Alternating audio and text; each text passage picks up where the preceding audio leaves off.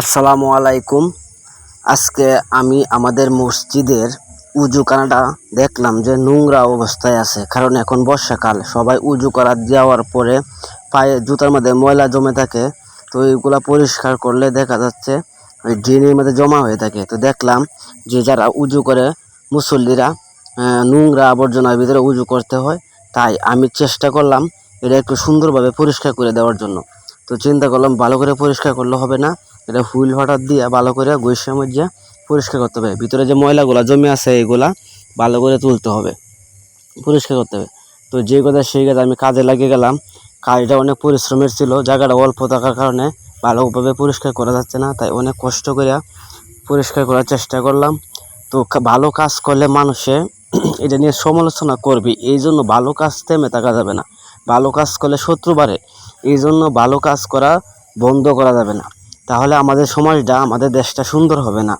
তাই আমি এই কথা ভেবেই ভালো কাজ করার চেষ্টা করি। কে কি বলবে, কে কি কমেন্ট করবে, এই নিয়ে আমি কোনো সময় আটকে থাকি না। আমি চেষ্টা করি আমাদের সমাজটাকে সুন্দরভাবে গড়ে তুলতে। আমি চেষ্টা করি আমাদের মসজিদের যারা নামাজ পড়ে তারা যেন সুন্দরভাবে উজু করে নামাজ পড়তে পারে, এই ভাবনা থেকে আমি এই কাজগুলো করি। তো আমার কাজে যদি কোনো ভুল ত্রুটি হয়ে থাকে ক্ষমার দৃষ্টিতে দেখবেন। আর যদি কোনো প্রকার ভালো মনে হয় তাহলে একটা ভালো করে কমেন্ট করবেন, আমাকে উৎসাহিত করবেন, লাইক কমেন্ট এবং শেয়ার করবেন। যারা আমার পেজটা এখনও ফলো করেন নাই দয়া করে ফলো করবেন, যাতে আমি সামনের দিকে আরও ভালো কাজগুলো করতে পারি। আপনাদের একটা লাইক, একটা কমেন্ট আমাকে অনুপ্রেরণা জাগাবে, আরও ভালো ভালো কাজ করার সুযোগ